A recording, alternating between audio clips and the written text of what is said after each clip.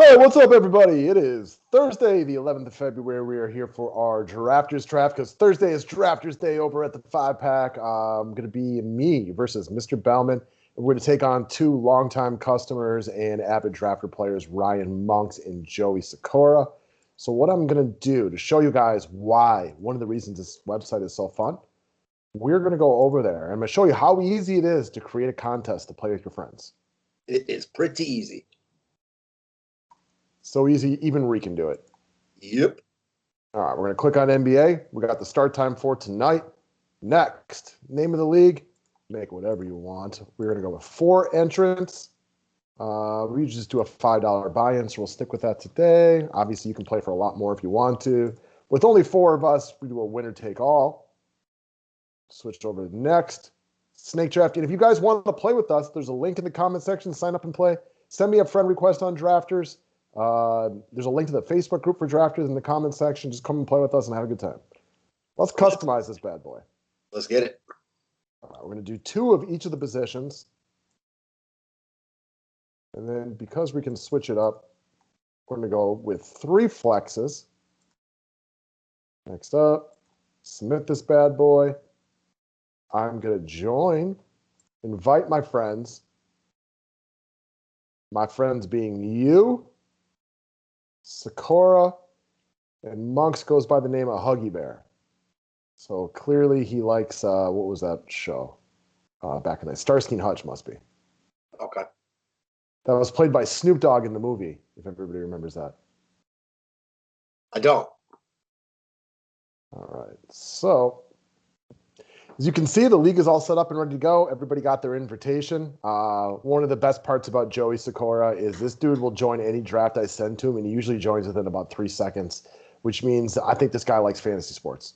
Yeah, pretty sure that's an indication of that. It's a good indication and good for him because if you guys can't tell, we also love fantasy sports over here. Now they are going to auto-populate the draft for us, which means that they're going to pick who goes first. So we got Huggy Bear, a.k.a. Monks, going first. I got second, Sikora third, Bellman fourth with the wraparound pick. I've yet to pick in the middle in any one of these drafts. I've been at the first or last in all of them. I would say this, though. I don't think it's a bad day to go fourth. I actually don't think it's a bad day to go in any position here. Agreed. They all kind of suck because there aren't that many options. So if you get the first pick, you get the pick of the litter, but then it's a while till you pick again. Last pick, I get those 2 in a row, but then a while till I pick again. So yeah, I mean, either way, I think this is going to get real shallow shortly. Yep, we would enjoy when it gets shallow. I like having to pick guys like, hey, Matisse Thybulle or whatever garbage it is you're going with for the day. You know what I mean? Like, I think it's fun to get down to the nitty-gritty. Same. I love getting grimy with it. So we got 2 of each position, which you saw us set this up. We got 3 flexes, which can be any position. I'm sure you guys all understand that one. Who do you think today? Have you done a draft today? All the money in the world. No, I haven't. But I bet all the money in the world that Monks takes Embiid number 1 overall. I bet it all. Everything. I was more just thinking if you had any insight into like the position scarcities at all. No, I have not. Per usual, small. Point you like to make a lot that I'm big. Always. A point you say a lot that I'm big on. Like if you're planning on doing drafts for bigger money later in the day, do a couple practice ones earlier so you get a feel of what you want and where you want to go. Yep. So he's going to pick Embiid 1, which is going to leave me with 2. And actually, shooting guard looks weak, so I'm going to take Curry with the 2nd overall pick. Shooting guard looks real weak. He might take Curry because he's a big Golden State fan, but I'm with you. We both love Embiid. I have a feeling he'll go Embiid. Yeah. Yep. Yeah. He usually listens to what we say. He's one of our cool customers, no doubt about it. So I'll take Curry just because I want to get the shooting guard. And these guys are all really even to me. I think the arguments for Vooch, Lillard, Tatum, Butler, they're all real. No doubt about it. No doubt about it. All right, I'm definitely going to take Vooch. And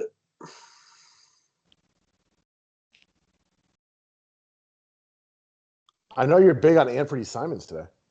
I am. Not yet. And honestly, I'm just going to hold on. I know who I'm going to take. I just don't know where I want to put him.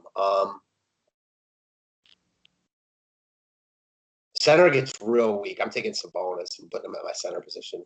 two centers back to back. So it's not applicable on every slate, but it is often applicable. I'll take Jason Tatum right here.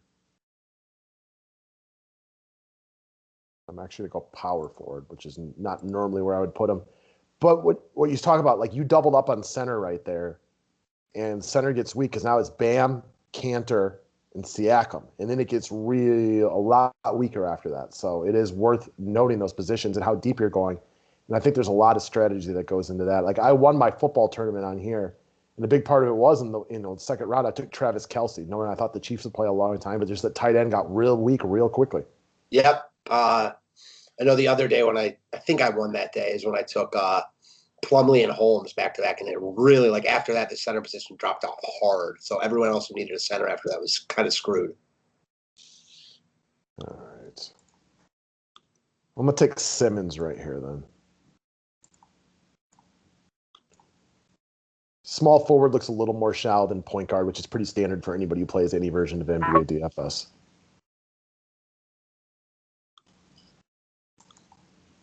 I am going to take, I know definitely one of my picks. All right, I'm going to take Jaylen Brown. Well, that's a good call because I made the cover already and he's on it. Sweet. And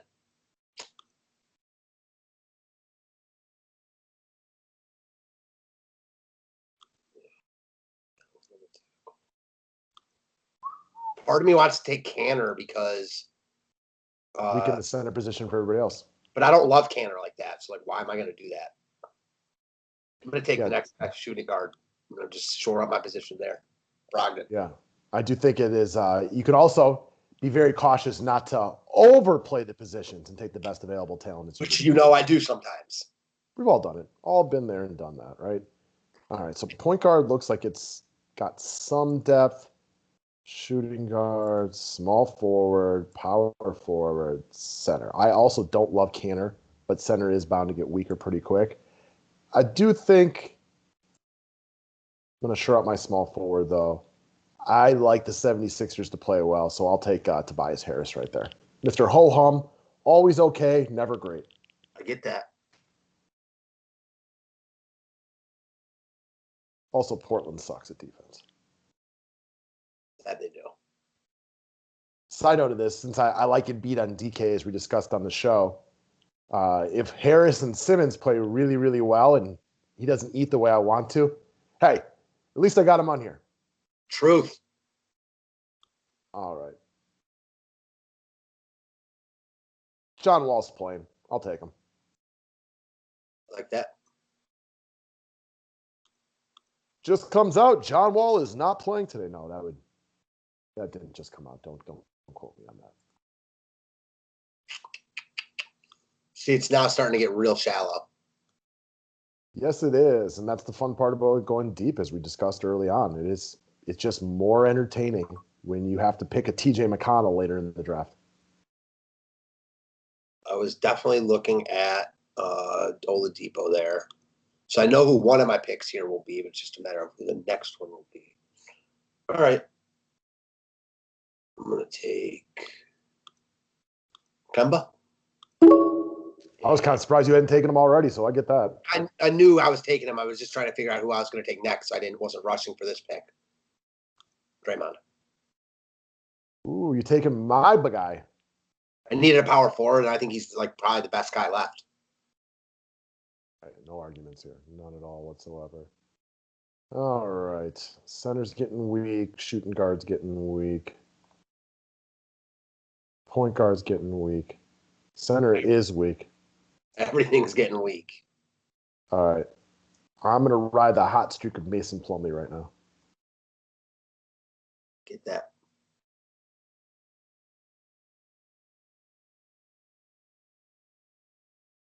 Quietly had some monster games lately. Yeah, he sure has. Here's a question for you. Is Mason Plumlee a better basketball player than Blake Griffin right now? Yeah, easily. Wow. Woo! It's not even close. I mean, at their peaks, it's also not even close. Blake Griffin is like 15% of what he was, it seems. Like, seriously. His last dunk was 2019. Seriously. That's funny. All right. That's crazy. Yeah. All right. He's going to play better tonight, DeMarcus Cousins. That's what I was definitely looking at if he followed me. I was going to pick Delon Wright the next time around since Sakura took my boy again right there, which he seems to have a tendency to do a lot of. Yeah, he does that to me too. All right. We are getting real weak. Damn. All right, I'm going heavy on this game, and they just fill my position. So give me Wiggins. And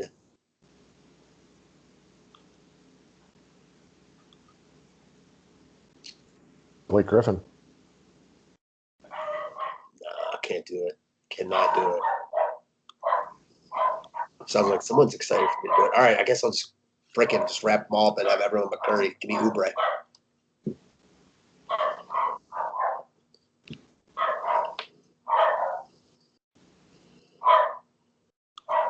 All right. Back to me.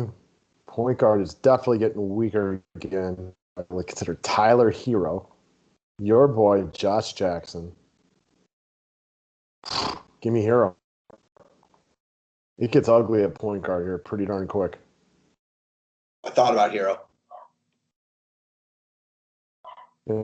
Great Enrique Iglesias. You can be my hero, baby. Yes, he can. So for anybody who hasn't played on drafters yet, I think one of my things I like about it, if you're good at thinking on your feet, if you feel like that's one of your strong points, and that people who can sit around all day and do research on FanDuel or DraftKings, and that's just not as applicable to you, but you can think you can adjust quickly. Rock and Roll. I think it's a great website for that because you never know what pick you're going to get. You never know what other people are going to do. So for the witty and quicker thinkers, I could see why you would feel that might be advantageous. Also, there's no optimizers, right? So it's up to you to make decisions, not relying on the computer to do it for you. I agree with all that, and then some. All good points. Definitely a completely different way to get skin in the game. Yeah, it is. All right. He worked for me the other day. He's been good lately. I feel really, really risky going with Olynyk today. I just feel like the bad game's coming soon, but I'm still taking him right here. Yeah, I mean, listen, no matter who you take here, you're not going to feel great about.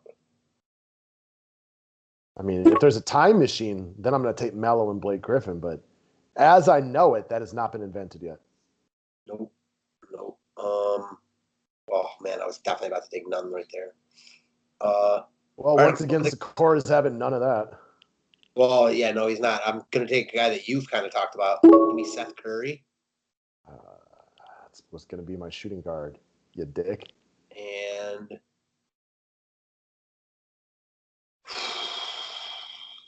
man, I see him projecting really well, and I don't love him, but give me Eric Gordon. Playing well right now. Still find him to be an underrated player. I know both Wall and Oladipo are there tonight. Damn, that's Sakura. Like literally is always one up on me. This guy is. I'm gonna cancel his membership off the website. Oh, you know what? Who I will take right here? Yeah, I'm Other surprised guy, Norman Powell. I'm surprised you were going to take that. You took Olynyk over Powell. Well, honestly, I just assumed Powell was gone 4 rounds ago when he should have been. Yeah, so now that he's the Raptors' best player. Yeah. Like, I think Boucher has more upside than him. But if I need a floor play, give me Norman Powell. I agree. He's way too pricey on DK, but he felt too long here. He's one of those guys that he's too pricey for who we know him to be, but based on his play over the last 2 weeks, like he actually warrants that price, which feels weird to say it. Like, it's like the game, like you feel pretty good like the bad game's coming, but he hasn't given you reason to believe that lately. He's 6,700 and he's averaging 25 DK points a game. But over the past 2 weeks when like OG's been out and everything like that, he's been averaging in the mid-30s. I mean, so we're pricing guys off, like, I don't know. For me, he's too expensive, and that's just what it is. All right. Well, now we're really getting down to the nitty-gritty. I'll take Daniel Theis, though, right here. Yeah, it makes sense.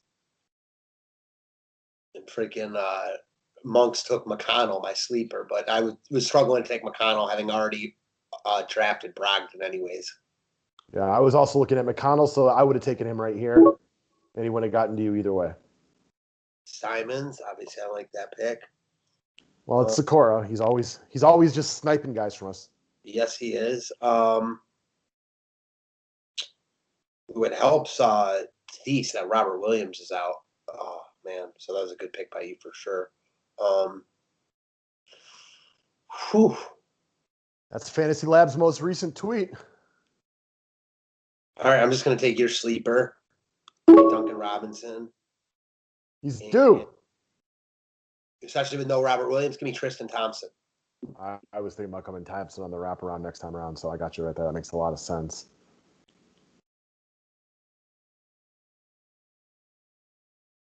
Damn. All right.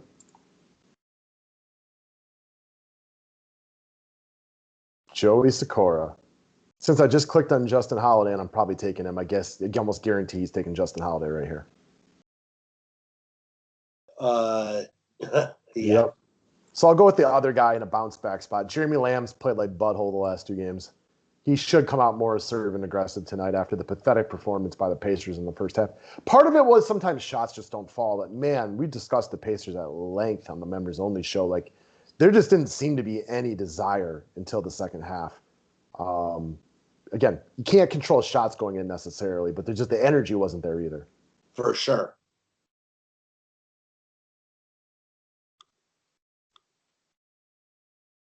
You got one more pick left?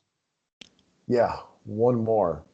And as stated before, you're not going to like anybody you pick right now. No. Remember when Wayne Ellington was the thing? Yeah. Remember it was the thing and we kept saying pretty soon he won't be a thing? Yeah. Now he's no longer. All right.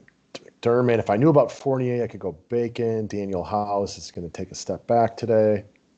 Maybe. Aaron Baines revenge game? Huh? Anybody? No? Okay, good call. All right, let's take Dougie Buckets then. When did Fournier get drafted?